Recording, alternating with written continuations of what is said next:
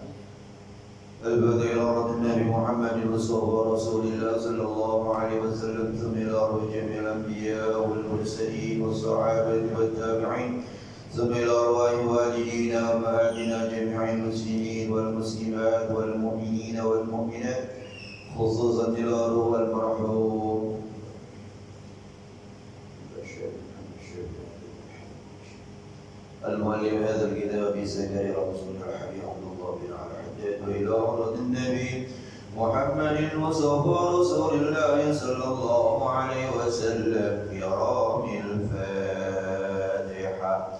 أعوذ بالله من الشيطان الرجيم. بسم الله الرحمن الرحيم. الحمد لله رب العالمين الرحمن الرحيم مالك يوم الدين. إياك نعبد وإياك نستعين اهدنا الصراط المستقيم صراط الذين أنعمت عليهم غير المغضوب عليهم ولا الضالين. رب اغفر لنا ولوالدينا آمين. بسم الله الرحمن الرحيم. الحمد لله رب العالمين والصلاة والسلام على أشرف الأنبياء والمرسلين سيدنا محمد وعلى آله وصحبه أجمعين. أما بعد، وقال المصنف رحمه الله دام النفع به وبكم في الدارين آمين. قال: اللهم ألهمنا علما ننفع به أوامرك ونواهيك وارزقنا فهما نعلم به كيف نناجيك يا أرحم الراحمين. اللهم ارزقنا فهم النبي وحفظ المرسلين وإلهام الملائكة المقربين برحمتك يا أرحم الراحمين. اللهم أكرمنا بنور الفهم واخرجنا من ظلمات الوهم وافتح لنا أبواب رحمتك وانشر علينا حكمتك يا أرحم الراحمين. آمين يا رب العالمين. Para jemaah, kita masih mengkaji masalah zakat. Sekarang sampai pada bahasan kita babu bayani ijtima'i zakataini fi malin wahid. Ini satu bab menjelaskan tentang berhimpunnya dua zakat pada satu harta. satu kekayaan, satu harta bisa dikeluarin 2 kali zakat. Ya, itu kita baru dengar tuh. Satu harta tapi 2 kali zakat. Karena berhimpunnya di situ adanya 2 sebab sehingga kedua-duanya harus dikeluarkan zakatnya. La yajuzu istiba'uhuma fi illa fi raqiqin wa a'ammu min qawlihi 'abdin muslimin litijarati fa fihi zakatuha wa zakatul fitri. Tidak boleh berhimpunnya 2 zakat pada satu harta kecuali pada budak raqiq. Kalimat raqiqun budak huwa a'ammu. Lafaz raqiq itu lebih umum min qawlihi dari perkataan matan abdin. Abdin itu budak, tapi budaknya budak laki-laki. Kalau budak perempuan amatin. Kalau raqiqin itu bisa budak laki-laki, bisa budak perempuan. Makanya dikatakan di sini huwa, dia siapa? Raqiq. Dia, kalimat raqiqun budak lebih umum, a'ammu lebih umum dari perkataan matan abdin, budak laki-laki. Jadi kalau dimakan itu ya pakai abdin, ya budak laki-laki. Tapi di sarahnya ini yaitu raqiqin, budak juga tapi lebih umum karena raqiq bisa budak laki-laki, bisa budak perempuan. Jadi tidak boleh berhimpunnya 2 zakat pada satu harta. Itu pada umumnya gitu. Kalau ada orang punya kambing 40 ekor, dia keluarin zakatnya 1 ekor, ya udah cukup. Nah itu kan begitu. Orang punya emas dapat 5 gram, dia keluarin 2,5%, ya udah sekali aja. Nah, ini katakan la yajuzu ijtima'uhuma, tidak boleh berhimpun keduanya, yaitu 2 zakat pada satu harta, kecuali pada budak. Itu budak muslimin yang muslim litijarati, untuk diperdagangkan. Jadi budak itu bisa diperjualbelikan. Ya. Dia manusia tapi bisa diperdagangkan, diperjualbelikan. Ya kalau budak tentunya harganya lebih mahal daripada 85 gram emas. Lebih mahal harganya dari 40 ekor kambing. Gak ternilai manusia harganya. Jadi kata lain, satu budak saja sudah 1 nisab gitu. Ya, gitu. Jadi kalau ada orang jualan dagangan yang diperdagangkan adalah budak, karena dia bisa diperjualbelikan tuh budak, maka nanti si pedagang itu dalam harta yang satu yaitu budak, dia keluarkan 2 kali zakat. Yang pertama nanti dia keluarkan zakat perdagangan budak. Kalau sudah 1 tahun, karena nisabnya sudah sampai. Yang kedua, kalau di bulan puasa menjelang hari raya Idul Fitri, dia wajib keluarkan zakat fitrah buat itu budaknya. Jadi 2 kali kan, zakat perdagangan dan zakat fitrah. Zakat perdagangan karena nisab, zakat fitrah karena badan. Karena kan yang namanya zakat fitrah itu adalah setiap ya badan. Makanya dikatakan zakatul abdan, zakat badan. Nah, jadi kecuali pada perdagangan budaknya muslim litijarah, untuk diperdagangkan. Fabihi, maka pada budak itu zakatuha wa zakatul fitri, wajib dikeluarkan zakat perdagangannya, perdagangan budak, dan wajib dia keluarkan zakat fitrah. Karena yang wajib menanggung zakat fitrah si budak adalah tuannya. Nah, di pedagang sini. Tuh. Ya, jadi tentunya pada zaman dulu ketika masih ada perbudakan, zaman sekarang sudah tidak ada perbudakan. Jadi itu satu masalah supaya kita tahu. Yang dikatakan satu harta dua kali zakat, kewajiban dua kali zakat adalah kalau orang memperdagangkan budak. Jadi budak ini nasibnya memang sangat memprihatinkan. Jadi budak itu dia memang kalau dari segi keturunan ya sama-sama anak Adam, sama dengan kita, orang merdeka. Tapi dari segi status dia sama dengan benda-benda lain, bahkan bisa dikatakan sama dengan binatang. Ya, makanya ketika terjadi pembunuhan, ya yang dibunuh adalah seorang budak. Dalam hukum Islam kalau ada orang membunuh dengan cara sengaja, maka si pembunuh harus dikisos. Kisos itu artinya hukum yang setimpal, harus dibunuh lagi dengan cara dan dengan alat yang sama ketika dia menggunakan alat itu. Nah sekarang kalau dia bunuh budak, bagaimana nih? Kan statusnya beda antara pembunuh dengan yang terbunuh. Pembunuh orang merdeka, yang dibunuh orang yang budak.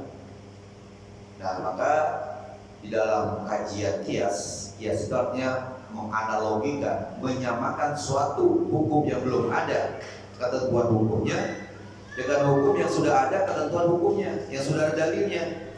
Kalau sama-sama ilatnya, sama-sama sebabnya. Nah, oleh karena itu maka nanti di dalam kajian kias ini, kias dibagi tiga. Ada yang namanya kias musawi, kias yang sama, ya sama statusnya. Ada lagi kias aulawi, kias di mana yang cabang ini, yang mau disamakan ini lebih utama dia.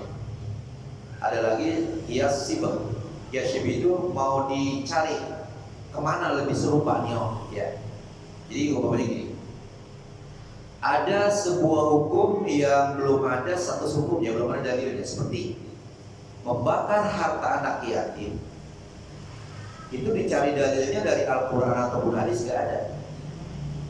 Hukum membakar harta anak yatim, hukum membuang harta anak yatim ke laut umpamanya. Itu dalilnya dari ayat Al-Quran nggak ada, dari hadis nggak ada.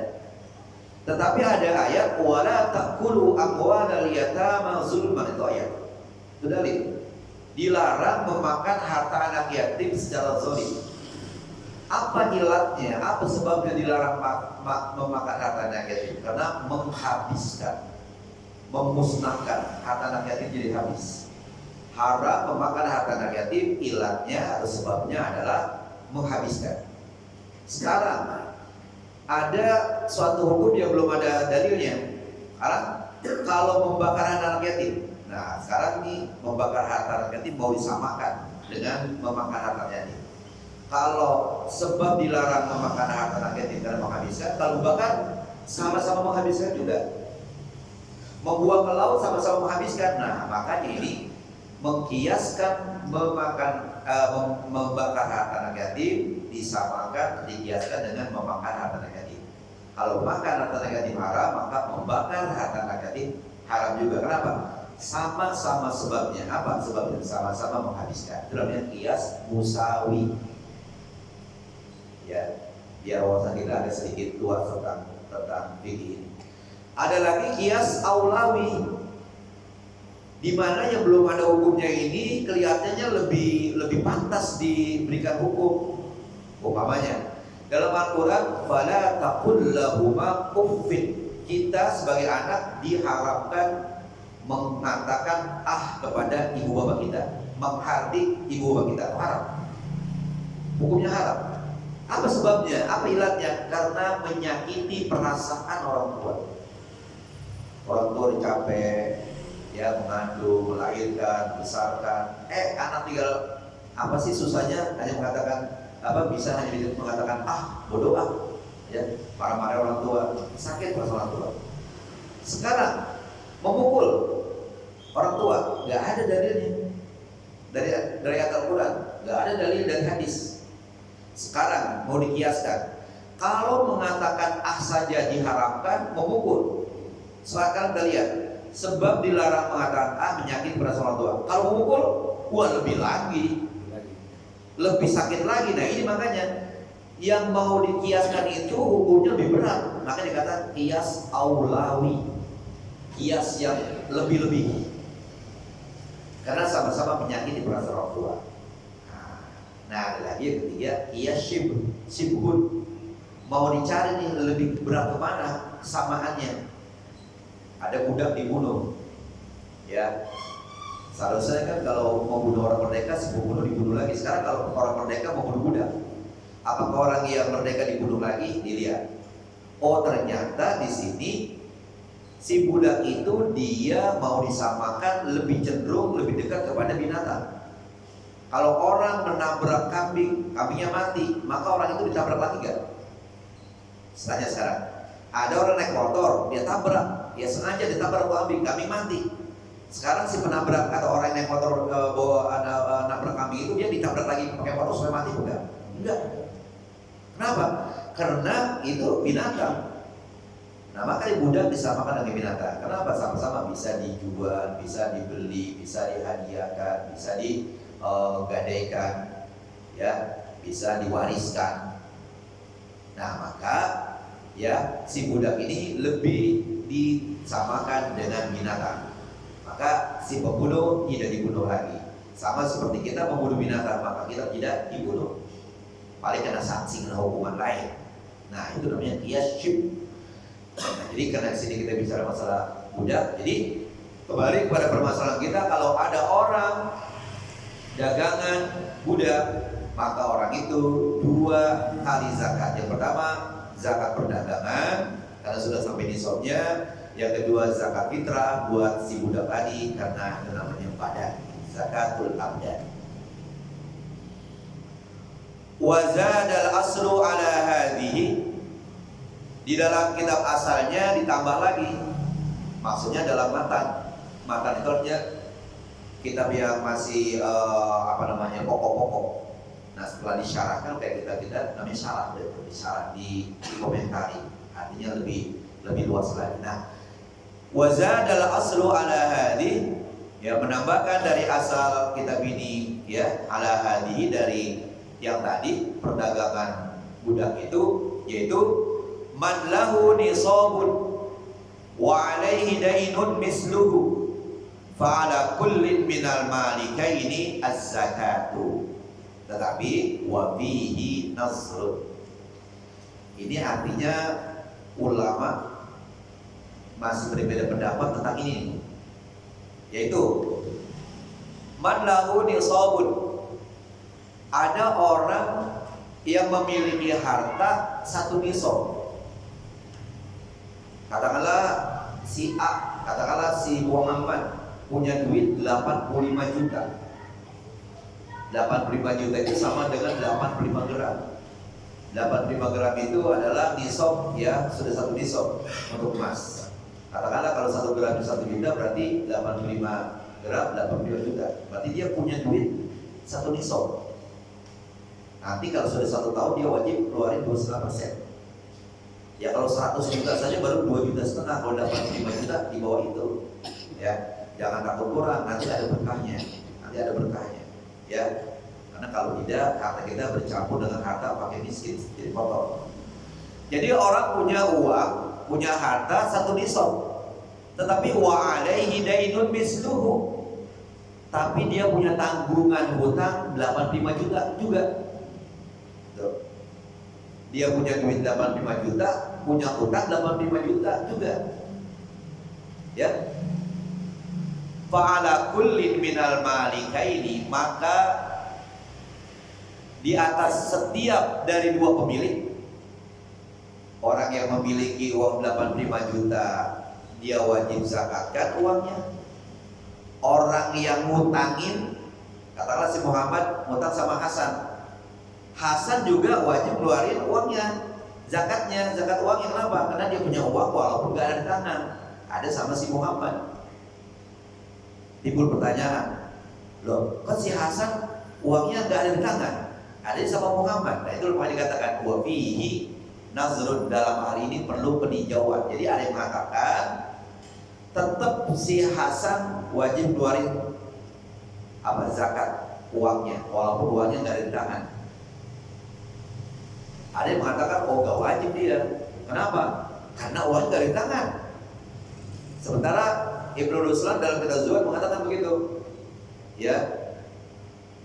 Wa innamal fardu ala man aslama hurrin muayyanin wa milkin tammama fi ibilin wa baqarin wa aghnam bi syarti haulin wa nisabin wa istiyab. Di situ ada kalimat wa milkin tammama. Ya. Wa innamal fardu ala man aslama, wajib keluarkan zakat bagi orang Islam, ya, hurrin merdeka, wa milkin tammama, dan dia miliki secara sempurna. Lah kalau si Hasan kan dia nggak miliki, sudah 5 juta, nggak sempurna kepemilikannya karena ada sama si Muhammad. Nah sehingga dalam mazhab kita juga nih tentang ini ada dua pendapat. Ada yang mengatakan tetap si Hasan wajib keluarkan zakat. Kenapa? Karena nanti juga kan dia kan terima lagi setelah diganti. Ada yang mengatakan tidak. Kenapa? Karena dia tidak miliki. Ya wajib sama si Hasan. Nah, makanya dikatakan sini wa fihi nasrun, dalam hal ini perlu peninjauan, perlu pemikiran. Nah jadi dikatakan orang punya uang 1 nisab, tapi dia juga punya utang 1 nisab juga.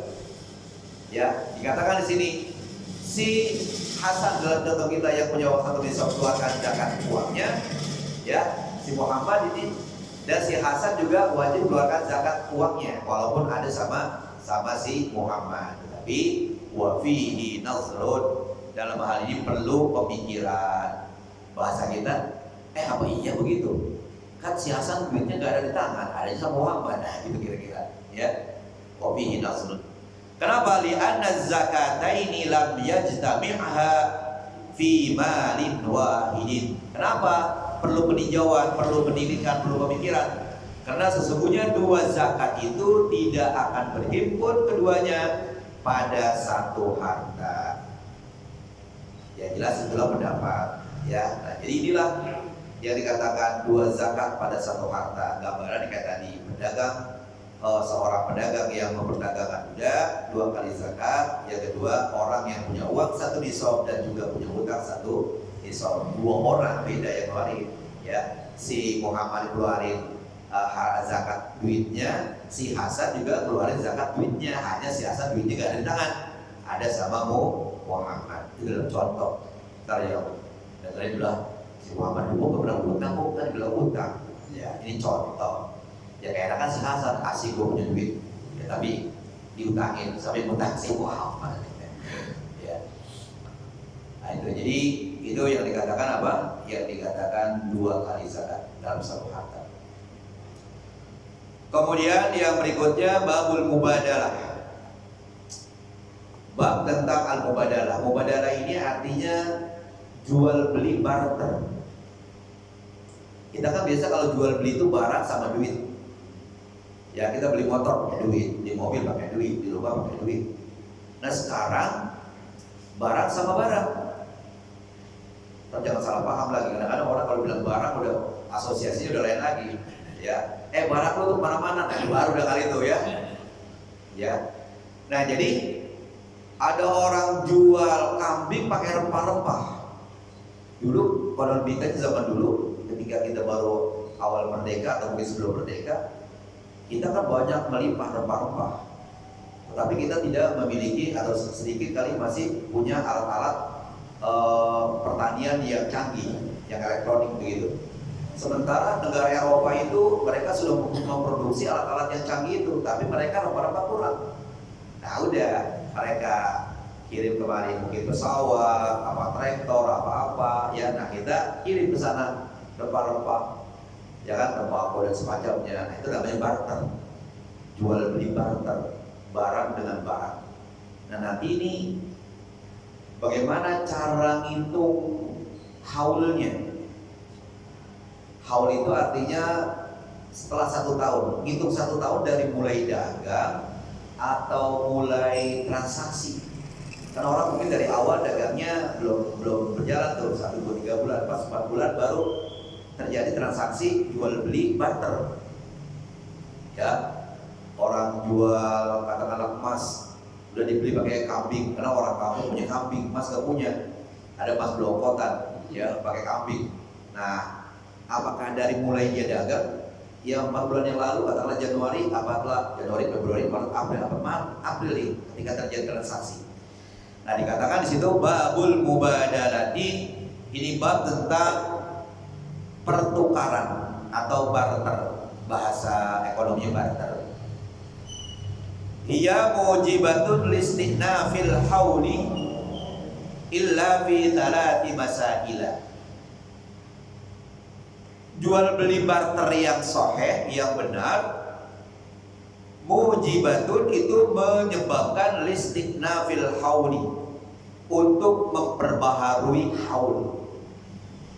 Jadi kalau ada orang mulai jual beli dari Januari tahun 2021, ya dia jual di emas katakanlah gitu ya, nggak satu nisab sih emas itu, nggak sampai ya. Kalau satu nisab itu 85 gram, dia kan baru mulai dagang baru 50 gram. Nah, ada orang pengen banget pakai emas tapi punya duit, ada kambing, ya udah pakai kambing bakarannya, belinya, tukarnya kambing bukan satu nisab juga, ya. Nah, itu mulai transaksinya pas bulan katakanlah Maret, mulai dagang Januari, Februari, Maret, itu transaksinya Maret tuh. Nah, sekarang kewajiban zakatnya itu tahun 2022 itu di bulan Januari pas dia mulai dagang atau pas Maret. Nah, ketika terjadi transaksi. Nah, nanti di sini dikatakan jual beli barter yang sahih itu yang benar itu adalah dikatakan di situ yaitu mujibatun listinafil haul, itu menyebabkan memperbaharui haul. Jadi berarti ngitung haulnya bukan dari mulai dagang, bukan dari Januari, tapi dari sejak mulai transaksi, yaitu bulan ketiga, Januari, Februari, Maret. Berarti Maret tahun 2022 wajib dia keluarkan zakatnya kalau sampai nisab. Kalau nggak sampai nisab ya nggak wajib. Berapa nisabnya? Seharga 85 gram. Mulai dagang kan baru 50 gram. Yang namanya orang dagang kadang-kadang untung, kadang-kadang stick sama juga, ya pulangan segitu juga, kadang-kadang rugi. Nah, pas hitung itu betul, wah udah 100 gram nih, seharga itu umpamanya, ya. Nah, maka karena sudah satu nisab, ya maka di bulan Maret, di bulan 3 dia wajib keluarkan zakatnya 2,5%. Nah, itu ya. Illa fi salasi masail, kecuali dalam 3 masalah. Artinya dalam 3 masalah ini ngitung haulnya itu bukan sejak terjadi transaksi, tapi ngitungnya dari sejak mulai dagang. Kapan? Januari. Tahun 2022 Januari wajib ya. Nah, 3 hal. Apa yang 3 hal? Minggu depan. Jangan sekarang. Kenapa? Kekenyangan bumong lagi. Makanya itu 3 tadi. Ya, jual beli yang satu barang 2 kali zakat. Ya, yang kedua permulaan yaitu jual beli barter. Ya, ternyata barter yang sahih itu ngitung haulnya adalah sejak terjadi apa? Transaksi barter tadi, bukan dari sejak awal dagang. Karena masih ada 15 menit untuk kitab yang kedua ya. Sampai situ insyaallah nanti illa ya, sampai illa. Ya udah nggak apa-apa lah ya, baca kitab, apalagi pakai bahasa Arab susah, banyak musik Pak. Baik para jamaah, kita baca kitab yang kedua. Masih berbicara masalah minuman keras kalau bersalah ya.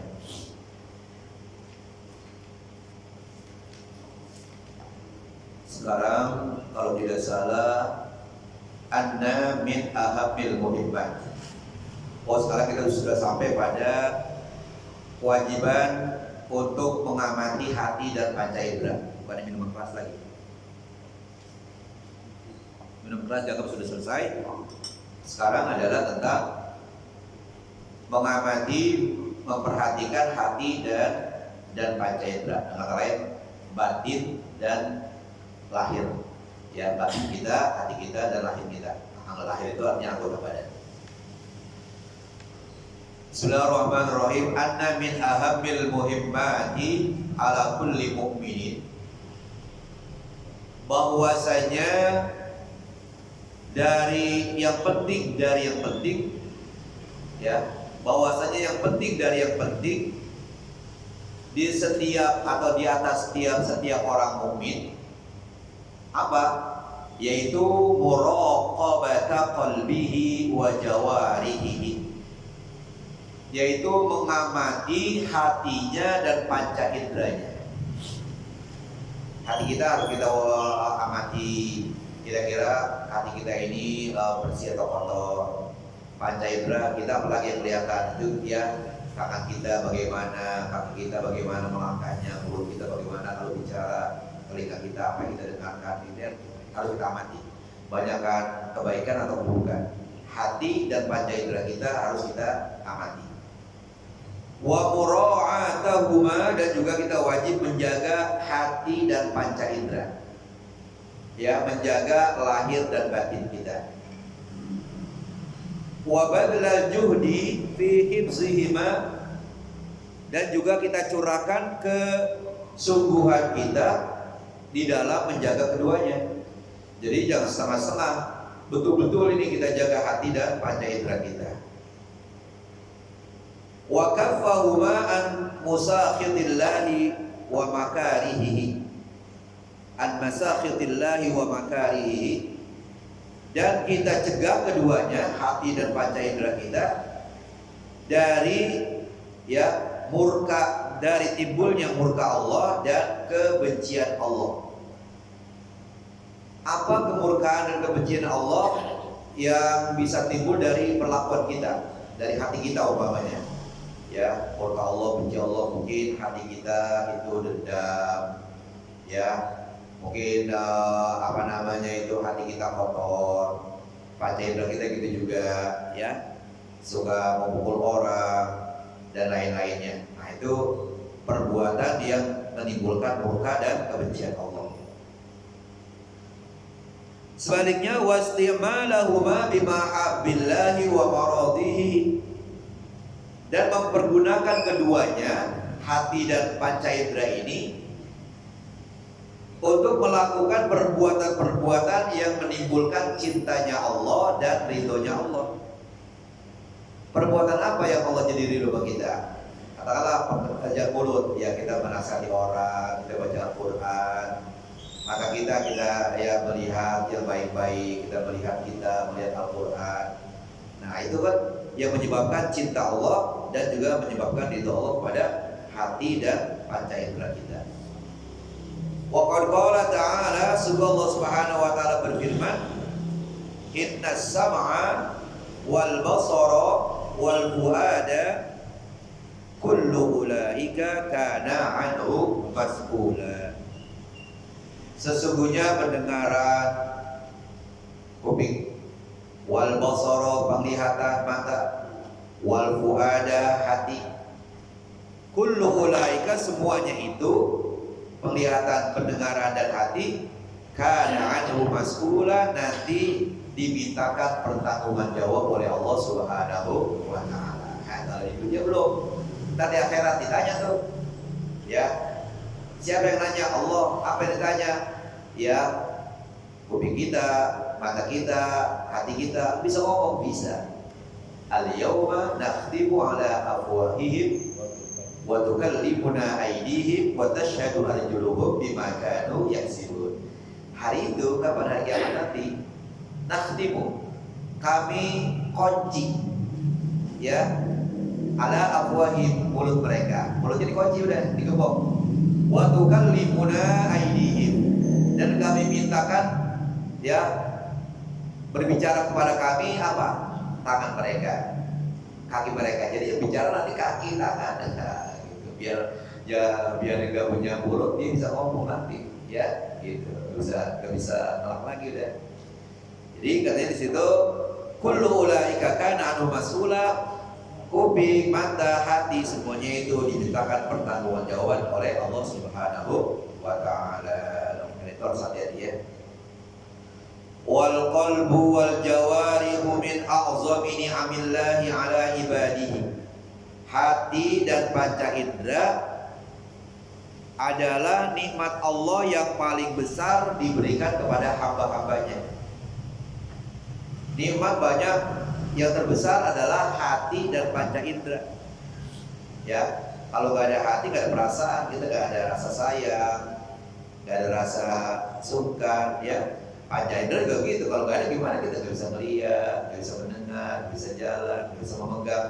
Itu adalah nikmat Allah yang diberikan oleh Allah, ya, yang paling besar. Pada siapa? Pada hambanya.